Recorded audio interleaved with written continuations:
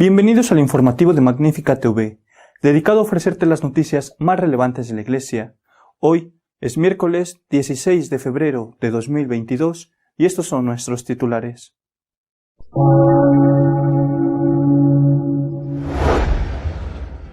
El Papa rechazó una vez más el recurso a la eutanasia o al suicidio asistido, en el mensaje que dio el miércoles en la audiencia general.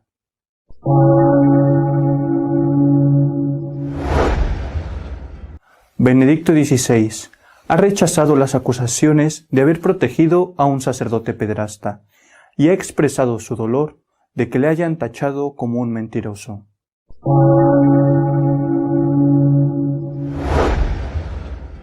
El cardenal Duca, arzobispo de Praga, ha acusado al cardenal Marx, de Múnich, de haber permitido que se insultara al Papa Benedicto.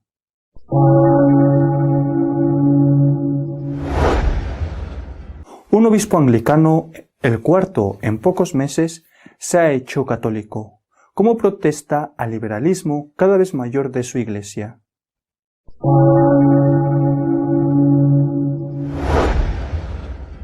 La aprobación de la homosexualidad divide a los calvinistas en Estados Unidos, y un grupo se ha separado de la rama principal.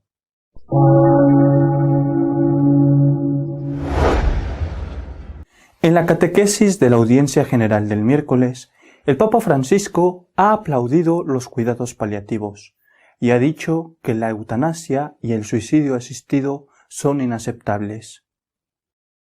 En la catequesis de la audiencia general del miércoles, el Papa Francisco continuó profundizando sobre la figura de San José, centrándose hoy en la devoción especial que el pueblo cristiano siempre ha tenido por él como patrono de la buena muerte.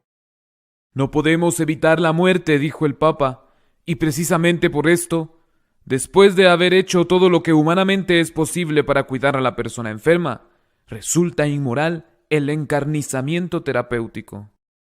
La segunda consideración tiene que ver con la calidad de la muerte misma, del dolor, del sufrimiento. Debemos estar agradecidos por toda la ayuda que la medicina se está esforzando por dar a través de los llamados cuidados paliativos. Pero debemos estar atentos, continuó diciendo, a no confundir esta ayuda con derivas inaceptables que llevan a la eutanasia. Debemos acompañar a la muerte, pero no provocar la muerte o ayudar al suicidio asistido.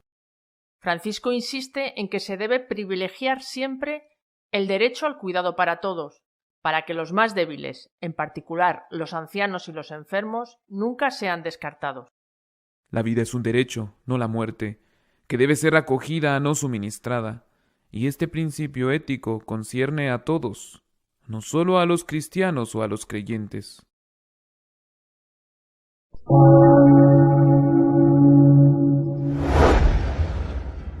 Con una carta, Benedicto XVI ha rechazado las acusaciones de haber protegido a un sacerdote pederasta y ha lamentado que le hayan acusado de mentiroso. El Papa emérito Benedicto XVI ha hecho pública una carta en la que lamenta que el olvido de su participación en una reunión que tuvo lugar hace 42 años se utilizara para dudar de su veracidad y llamarle mentiroso. Benedicto XVI ha mostrado su dolor por ser tratado como un mentiroso por haber cometido un error, que ha reconocido y por el que ha pedido disculpas, sobre su participación en una reunión que tuvo lugar el 15 de enero de 1980 para tratar el caso de un sacerdote que cometió abusos. En esa reunión, sin embargo, solo se decidió admitir al sacerdote pederasta en la diócesis para recibir tratamiento y no se le permitió ejercer el sacerdocio. Fue después, cuando ya Ratzinger no era arzobispo de Múnich, cuando se le permitió volver a ejercer. El Papa emérito también pide perdón por todos los delitos de pederastia cometidos por miembros de la Iglesia durante su mandato, aunque él no haya tenido forma de saberlo y evitarlos. Agradece en la carta las muestras de apoyo que ha recibido. En estos días, afirma, he experimentado tanto apoyo, tanta amistad y tantas muestras de confianza como no hubiera imaginado. Estoy especialmente agradecido, continúa diciendo Benedicto XVI, al Papa Francisco por la confianza, el apoyo y las oraciones que me ha manifestado personalmente.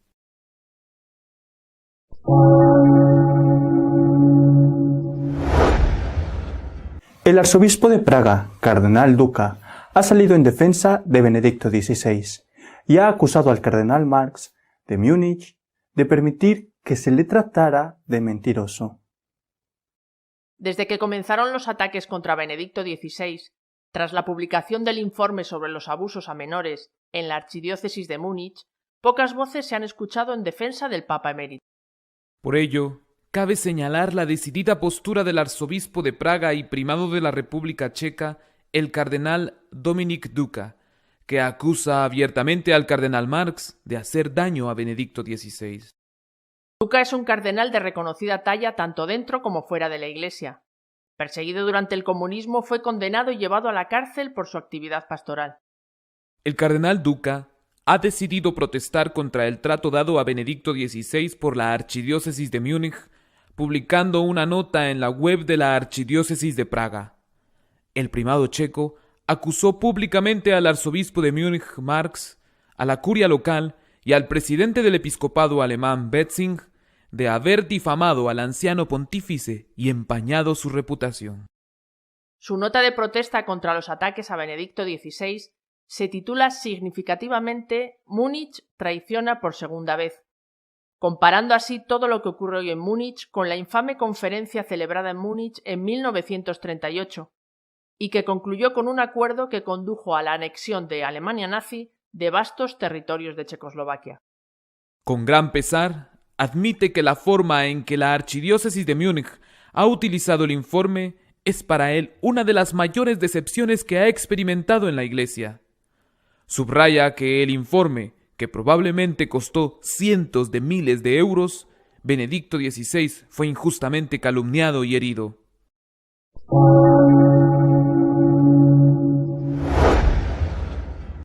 El obispo Peter Foster, de 71 años, quien se jubiló en el 2019, es el cuarto obispo anglicano en ser recibido en la fe católica en un año y el quinto en los últimos 2 años. Es el segundo obispo del ala evangélica de la Iglesia de Inglaterra en entrar en la Iglesia católica, después de que Mijail Nazir Ali, exobispo de Rochester, se hiciera católico en septiembre. Hasta ahora, la mayoría de los anglicanos que se hacen católicos generalmente provienen del ala anglo-católica de la Comunión Anglicana.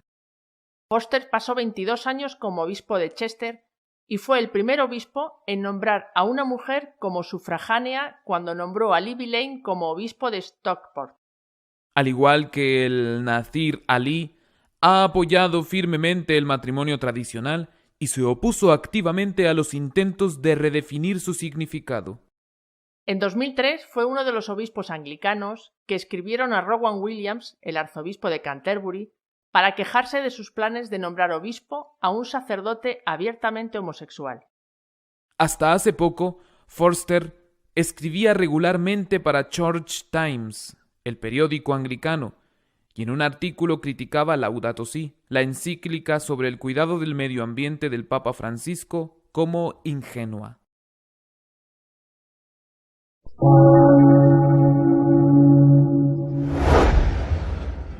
Decenas de congregaciones de la Iglesia Reformada en América, los calvinistas, han abandonado esa denominación protestante al rechazar la homosexualidad.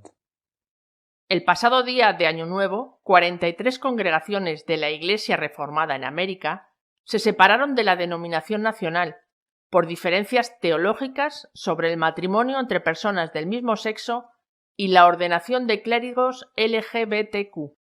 La salida de las congregaciones conservadoras hacia el nuevo grupo, la Alianza de Iglesias Reformadas, pone en grave riesgo la supervivencia económica de la Iglesia matriz. Antes de la división, la denominación tenía menos de 200.000 miembros y 1.000 iglesias. Otras iglesias de tendencia conservadora de la RCA, así como las de la Iglesia Presbiteriana de Canadá, la Iglesia Cristiana Reformada de América del Norte y la Iglesia Presbiteriana de América, también están discerniendo si unirse a la alianza. El lanzamiento de la alianza forma parte de un reajuste mayor dentro del protestantismo norteamericano. En las 2 últimas décadas, los episcopalianos, presbiterianos y luteranos conservadores han formado sus propias denominaciones en relación con la inclusión y la sexualidad de los LGBTQ, y los metodistas tienen previsto dividirse en otoño.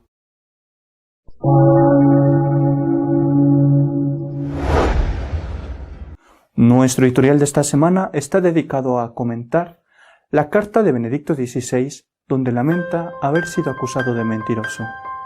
Santo súbito, santo inmediatamente. Este fue el grito que salió de las gargantas y de los corazones de millones de católicos apenas murió San Juan Pablo II. La gente ya lo había canonizado, aunque la canonización oficial llegó pocos años más tarde.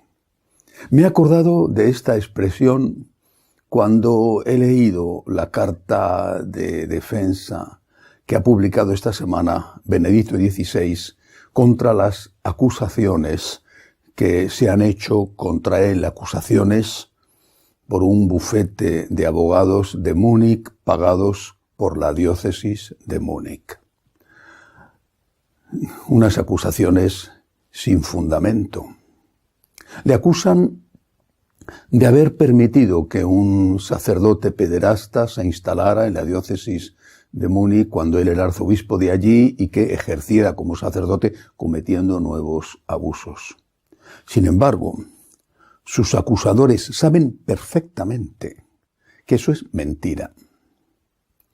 Mucho antes de que se hicieran las acusaciones, ya Benedicto XVI había dicho, como recoge Peter Sewall en su biografía sobre él, que efectivamente había participado en una reunión donde se permitió la entrada de ese sacerdote que procedía de otra diócesis a petición del obispo de esa otra diócesis, pero para que recibiera terapia en la diócesis de Múnich, que tenía un instituto especializado en eso. Y se le prohibió a ese sacerdote, en esa reunión en la que sí estuvo el entonces cardenal Ratzinger, se le prohibió que tuviera contacto con menores y que ejerciera el culto público. Eso lo saben perfectamente los acusadores. Repito, es que el propio Benedicto lo contó a su biógrafo. Y saben perfectamente los acusadores que la reunión donde se decidió que ese sacerdote pederasta pudiera volver a ejercer tuvo lugar cuando ya Benedicto XVI, cuando ya el cardenal Ratzinger no era arzobispo de Múnich, sino que había sido nombrado por Juan Pablo II prefecto de doctrina de la fe. Ya no estaba al frente de la diócesis y en esa reunión él no participó como era natural. Eso lo saben perfectamente, pero les ha dado lo mismo. Porque el objetivo no es buscar la verdad. El objetivo no es hacer justicia a las víctimas.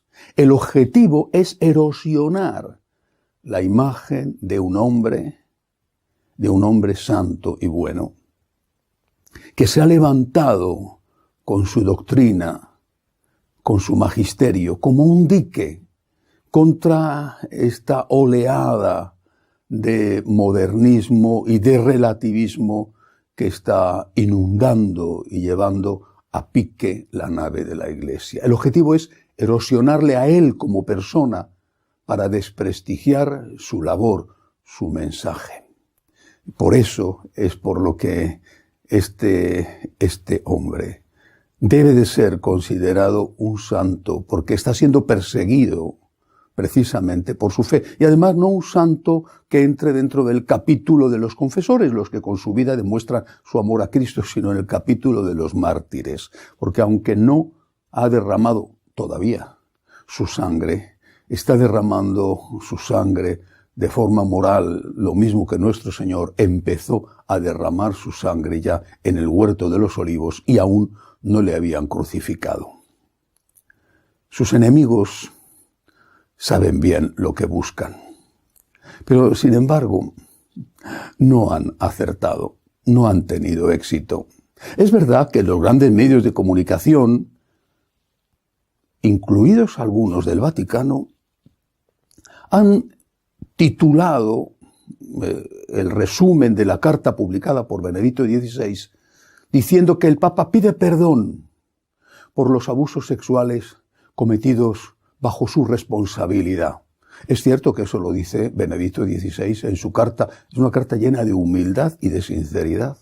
Es verdad que lo dice, pero del mismo modo que San Juan Pablo II pidió perdón por las cosas que habían hecho mal los católicos en general, como miembros de la Iglesia, durante el segundo milenio de la era cristiana, justo cuando estábamos empezando el tercer milenio. Es una petición de perdón sincera, es una petición de perdón genérica. Titular con eso es ya, en el título, desvirtuar la noticia y manipular la noticia, porque lo que de verdad importa, aquello por lo cual surge esta carta, no es si el Papa, cuando gobernaba, ocurrieron muchas cosas de las cuales él no se enteró y al contrario, él intentó que no ocurrieran. Eso no es lo que de verdad importa. Lo que de verdad importa en esa carta es que él dice que en esa reunión en la que se decidió que ese sacerdote pudiera celebrar de nuevo, ejercer como sacerdote, en esa reunión él no estuvo. Y que en la otra sí que estuvo y no fue responsabilidad suya el que los que han preparado su defensa omitieran algo que él ya había dicho anteriormente, que él sí había estado en la reunión en la que se permitió al sacerdote entrar en la diócesis de Múnich para recibir terapia. Es decir, este hombre santo y bueno está siendo acusado delante de la opinión pública como un protector de pederastas, y esto es mentira. Y él en la carta se duele de que es mentira. Y esto es lo esencial de esa carta, que ese hombre muestra su corazón sangrante porque, como él mismo dice, está siendo tachado de mentiroso. Y eso, que él sea mentiroso, eso es lo que no es verdad. Esa es precisamente la mentira. Y la manipulación de los medios consiste precisamente en titular como si él estuviera reconociendo que es verdad que mintió y que es verdad que protegió a ese sacerdote pederasta. Sin embargo, pues no lo han conseguido. A pesar de todo, no lo han conseguido. No lo han conseguido. Es verdad que los que manejan el nuevo orden mundial lo están intentando, pero no han conseguido su objetivo. No sirve de nada que, por ejemplo, Google ponga en el título, cuando uno busca Benedicto XVI, ponga ex-papa, cuando hasta hace solo unos días ponía su verdadero título, Papa emérito, ahora ex-papa. Ex-papa como si la Iglesia le hubiera reducido al estado laical igual que hizo, entre otros, con McCarrick.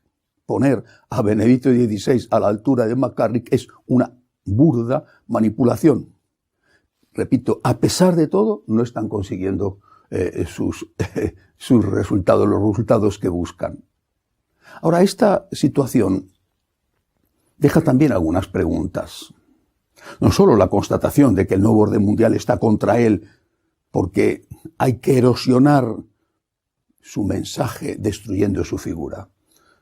A mí me queda una pregunta. ¿Dónde están los obispos, los líderes de la Iglesia, que incluso han recibido el episcopado de manos del propio Benedicto XVI y le han jurado fidelidad? ¿Por qué tanto silencio? Solamente algunos han salido, hemos salido, a defenderle, muy pocos. Sí, es verdad, afortunadamente algunos sí. El cardenal Duca, por ejemplo, de Praga, ha acusado públicamente al cardenal Marx de estar infamando a Benedicto XVI, de estar redifamando. Es cierto que algunos de sus amigos han salido en su defensa, pero lo que ha habido por parte de la mayoría es un silencio absoluto. Alguna carta privada, pero nada de manifestaciones públicas, que es lo que tenía que haber ocurrido. Eso demuestra el grado de fidelidad a Dios y de capacidad de amistad que tienen los que han callado en esta hora tan crítica para este hombre bueno. Pero, insisto, sus enemigos no han conseguido lo que buscaban. En los católicos, no me refiero a los paganos bautizados, en los católicos el prestigio de Benedicto XVI es hoy aún más grande que antes. Y lo mismo que fracasaron a la hora de intentar destruir al cardenal Pell, entre otros, han fracasado a la hora de intentar destruir a Benedicto XVI. Y si antes le queríamos mucho y estábamos convencidos de que era un santo en vida, hoy sabemos que es un santo por la vía del martirio, porque le estamos viendo sufrir, atacado por unos y ante la indiferencia de otros. Y por eso estoy seguro de que el día de su muerte, que él dice en la carta que ya está cercana, seremos muchos, muchos de los de a pie, quizá no de los grandes, pero seremos muchos los que gritaremos, lo mismo que ocurrió cuando murió San Juan Pablo II, seremos muchos los que gritaremos santo súbito, porque a este hombre hay que hacerle justicia. Dios se la hará y tenemos que hacerle justicia también en la tierra. Santo súbito. Hasta la semana que viene, si Dios quiere.